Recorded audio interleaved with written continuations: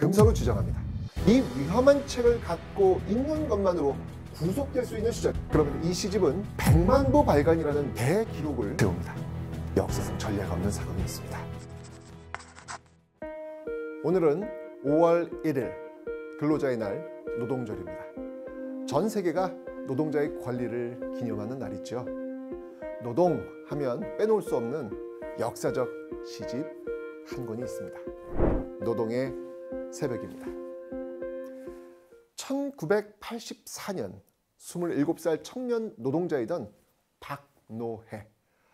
그가 쓴 한 권의 시집이 한국 사회를 발칵 뒤흔듭니다. 저 역시 이 노동의 새벽을 읽고 정말 놀랐던 그 대학생 때의 경험이 있습니다. 영화 서울의 봄의 배경이 된 1980년대 5.18 민주화 운동 이후 정말 이 서슬퍼런 독재가 이어지고 있었죠. 이전부터 이 산업화로 경제 발전을 이루던 한국은요, 한강의 기적을 만들어가고 있는 중이었습니다. 자, 그런데 이런 기적의 주인공들 중 우리는 이들을 주목합니다. 열악한 환경에서 잔업, 철야, 특근을 밥 먹듯이 하며 하루 평균 15시간을 일해도 최저 생계비를 유지하기 어려웠던 저임금의 노동자들. 노조를 만들어 권리를 찾으려 하면 탄압받았고 산업재해로 이 손목이 잘려도 목숨을 잃어도 보호받지 못했습니다. 노동의 새벽에 실린 시 손무덤을 한번 읽어보겠습니다. 올 어린이날만은 아들놈 손목 잡고 어린이 대공원이라도 가야겠다며 웃던 정형의 손목이 날아갔다. 기계사에 끼어 아직 팔딱거리는 손을 기름 먹은 장갑 속에서 꺼내어 36년 한 많은 노동자의 손을 보며 말을 잇는다. 정형의 집을 찾아 서글한 눈매의 그의 아내와 조롱한 아들놈을 보며 차마 손만은 꺼내주질 못하였다. 내 품속에 정형 손을 양지 바른 공장 담벼락 밑에 묻는다. 번영의 조국을 향락하는 착취의 손들을 묻는다. 일하는 손들이 기쁨의 손짓으로 살아날 때까지 묻고 또 묻는다.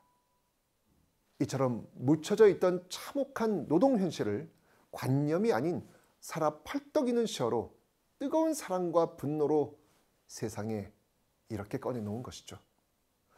27살의 청년 박노해가 쓴 이 시집 노동의 새벽으로 우리 사회는 충격과 감동의 파장이 휩싸였습니다.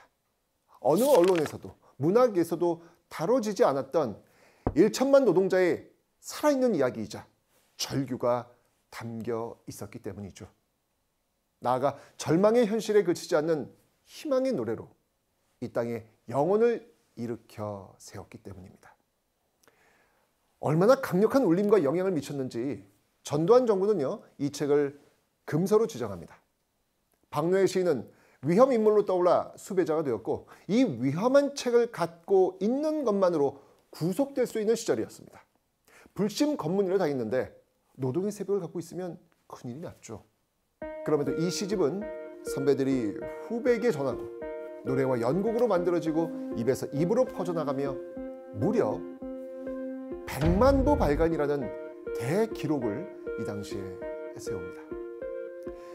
이로써 독재 타도와 함께 노동해방은 하나의 시대 정신으로 타올랐고 지워지고 천대받던 노동자들은 역사의 당당한 주체로 설 수 있게 되었습니다. 더욱 놀라운 사실이 있죠. 노동의 새벽을 읽은 수많은 대학생들이 스스로 공장 노동자가 되어 연대하는 존재 이전의 결단을 했다는 것입니다. 역사상 전례가 없는 사건이었습니다. 젊은 학생들의 고결한 자기 희생과 정의감에 민주시민들이 호응하면서 이 거대한 물결은 마침내 1987년 6월 항쟁의 승리로까지 이어집니다. 이처럼 노동의 새벽은 80년대, 90년대 민중운동, 노동운동과 학생운동의 하나의 교과서이자 시의 힘이 무엇인지를 생생히 보여준 사건이 되었습니다. 그래서 도대체 박노해가 누구냐? 다들 궁금했죠. 탄압의 감시를 피하기 위해서 쓴 필명 박노해가 박해받는 노동자 해방이라는 것만 전해졌을 뿐 그가 누군지는 아무도 몰랐습니다. 심지어 박노해 실존 인물 아니다. 이거 고학력 엘리트가 아니면 이런 걸 쓸 수 없다. 한 명이 아닌 창작 집단이다. 라는 소문이 나돌기까지 했습니다.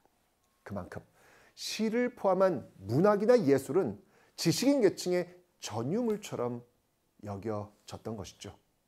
엄청난 관심과 파장에도 그는 끝내 자신을 밝히지 않았고 많은 이들, 특히 정보기관과 언론은 그의 신원을 밝히려 혈안이 되었죠. 그때부터 그는 얼굴 없는 시인으로 불리기 시작했고요. 노동운동과 민주화 운동의 상징적 인물이 되었습니다. 박노해의 정체, 그의 정체는 7년이 흐른 뒤 그가 안기부에 체포되며 비로소 공개되었습니다. 그리고 1991년 사형을 구형받죠. 그는 법정 최후 진술에서 이렇게 말했습니다. 나는 노동자이자 시인이며 혁명가입니다. 내가 사형장에서 사라지더라도 더 많은 박노해가 나타나 노동자, 민중이 주인이 되는 사회를 건설해 주길 바랍니다. 그렇게 사형을 구형받고서 환히 웃던 그의 모습, 저도 잊지 않고 있습니다. 이후 박노해 시인은 무기징역을 선고받고 7년 6개월을 감옥 독방에 갇혔습니다. 그러다 1998년 김대중 정부가 들어서면서 그가 특별 사면되었죠. 이후 민주화 운동가로 복권되었으나 과거를 팔아 오늘을 살지 않겠다라면서 국가보상금을 거부했습니다. 그 후 나눔문화라는 비영리 단체를 설립하고 지구시대의 노동의 새벽을 찾아 세계의 가난과 분쟁 현장에서 평화활동을 지금 이어가고 있습니다. 올해는 노동의 새벽이 출간된 지 40년이 되는 해입니다. 미국에서 번역 출간되었다는 반가운 소식도 들리고 있습니다. 기계는 늘어나고 일자리는 희소해지고 인간은 저렴해지는 현실. 우리에게 진정한 노동의 새벽은 왔을까요? 오늘 노동절에는 우리가 꿈꾸는 노동과 삶의 모습을 생각해보는 하루가 되시길 바랍니다. 노동의 새벽, 이 책자의 첫 시는 하늘입니다. 박노해 시인이 이 책으로 어떤 삶과 세상을 꿈꾸었는지 나누면서 마치도록 하겠습니다.